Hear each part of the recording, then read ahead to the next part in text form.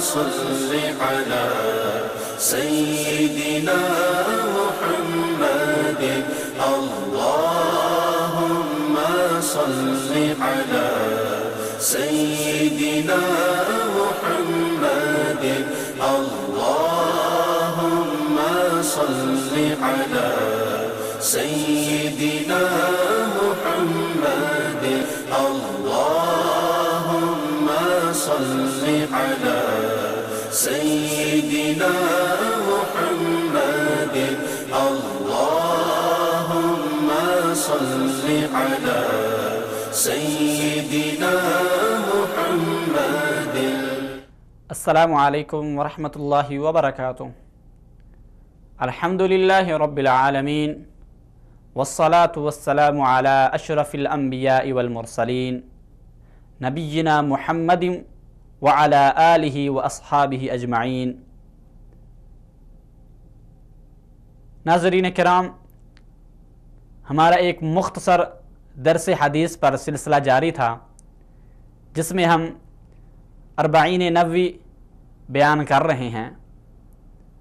آج جس حدیث کو بیان کیا جائے گا وہ حدیث صحیح مسلم میں ہے اور اس کو بیان کرنے والے حضرت تمیم الداری رضی اللہ عنہ ہیں.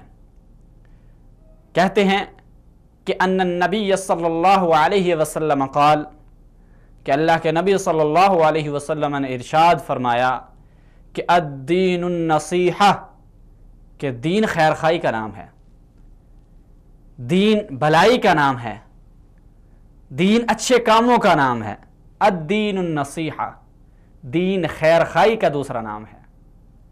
قلنا لمن، صحابہ نے کہا کہ اللہ کے نبی صلی اللہ علیہ وسلم یہ خیر خواہی، یہ بھلائی، یہ رہنمائی کس کی جائے گی، کس کو مخاطب کیا جائے گا؟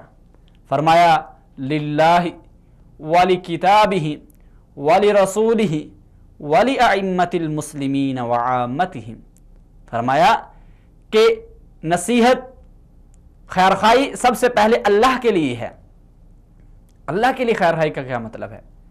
کہ اللہ رب العزت کی توحید بیان کی جائے. محدثین جب اس حدیث کی شرح کرتے ہیں تو وہ توحید ادھر لے کے فٹ کرتے ہیں کہ اللہ کی خیر خواہی کا مطلب یہ ہے کہ اللہ کی 4 چیزوں کو تسلیم کیا جائے.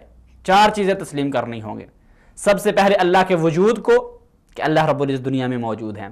دوسرے اللہ رب العزت کی توحید ربوبیت کو، ایک رب ماننا ہے، کوئی اور پیدا کرنے والا نہیں. تیسری چیز توحید الوہیت، اللہ رب العزت کے لیے ہی عبادت کو خالص کرنا ہے. چوتھی چیز کہ اللہ کی توحید اسماء و صفات کو ماننا، یعنی اللہ کے ناموں کو اور اس کی صفتوں کو ماننا.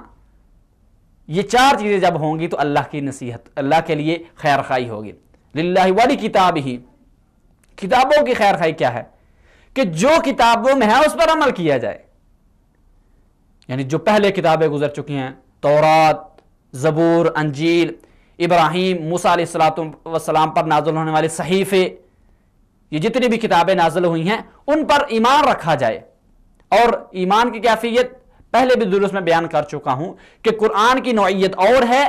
پہلی جو شریعت کتابیں ہیں ان پر ایمان رکھنے کی نوعیت اور ہے، کیونکہ جو پہلی کتابیں ہیں ان کی وہ چیزیں ماننی ہے جو ہماری کتابوں کے موافقت کرتی ہوں، ملتی جلتی ہوں. لیکن جو مخالفت کر رہی ہیں وہ ان کے لیے شریعت تھی، ہمارے لیے نہیں. للہ ولکتابہ، یعنی کتاب میں، قرآن میں جو بھی ہے اس پر عمل کرنا، یہی کتاب کی خیر خواہی ہے. ولرسولہ، رسولوں کے لیے خیر خواہی کیا ہے؟ کہ جس چیز کو وہ لے کے آئے ہیں، جو تعلیمات انہوں نے دی ہیں، جس کے بارے میں ہماری رہنمائی کی ہے، ہمیں ہر طرح کی جو چلنا، ہمارا کیسا گفتار، کردار، تہذیب، تمدن، کھانا پینا، اٹھنا جاگنا، ساری جو چیزیں ہیں اس پر عمل کرنا، یہ ان کی خیر خواہی ہے. ولأئمۃ المسلمین، مسلمانوں کے جو امام ہیں، جو ان کے امیر ہیں، ان کے لیے نصیحت. کیا مطلب؟ اس کا کیا مطلب یہ ہے کہ ہم اپنے امیروں کو گالیاں دیں، اپنے صدروں کو گھر بیٹھ کے طرح طرح کے القابات سے پکارے؟ کیا یہ ہے؟ نہیں، بلکہ ان کو دعوت دیں، قرآن و حدیث کی طرف لے کے آئیں، ان کے لیے اللہ رب العزت سے دعا کریں یہ نہیں کہ اپنے ممبر و محراب پہ چڑھ کر ان کو برا بلا کہیں. ہمارے برا بلا کہنے سے ان کو کوئی فرق نہیں پڑے گا، انہوں نے جو کرنا ہے وہ کرنا ہے، لیکن ہمارا حق یہ ہے کہ ان کے لیے اللہ رب العزت سے خیر کی دعا کریں، ان کو خیر بتائیں، ان پر اپنی حجت قائم کریں. یہ ہے مسلمانوں کے ائمہ کے لیے خیر خواہی. وعامتہم، ہر عام لوگ کے لیے بھی خیر خواہی کرنی ہے، ہر ایک لوگوں کو دعوت دینی ہے، جو ہے اچھی چیز کی طرف لے کے آنا ہے. کنتم خیر امت اخرجت للناس تأمرون بالمعروف وتنہون عن المنکر. فرمایا اس امت کی ایک بہت بڑی صفت یہ ہے کہ لوگوں کو اچھی چیز کا حکم دیتے ہیں اور بری سے منع کرتے ہیں. تو عام لوگوں کے لیے خیر خواہی کیا ہے کہ ان کو اچھی چیز کی دعوت دی جائے، قرآن و حدیث کی طرف لایا جائے. تو یہ آج کی حدیث ہے. فرمایا کہ اللہ کے نبی صلی اللہ علیہ وسلم نے فرمایا الدین النصیحہ، دین خیر خواہی ہے. صحابہ نے پوچھا کس کے لیے؟ فرمایا اللہ کے لیے خیر خواہی ہے، رسولوں کے لیے خیر خواہی ہے، کتابوں کے لیے خیر خواہی ہے، مسلمانوں کے امیروں کے لیے خیر خواہی ہے، اور عام عوام کے لیے خیر خواہی ہے. اللہ رب العزت سے دعا ہے کہ اللہ رب العزت ہم سب کو احادیث نبویہ سمجھ کر اس پر عمل کرنے کی بھی اللہ رب العزت ہم سب کو توفیق عنایت فرمائے. وما علی الا البلاغ المبین. السلام علیکم ورحمۃ اللہ وبرکاتہ.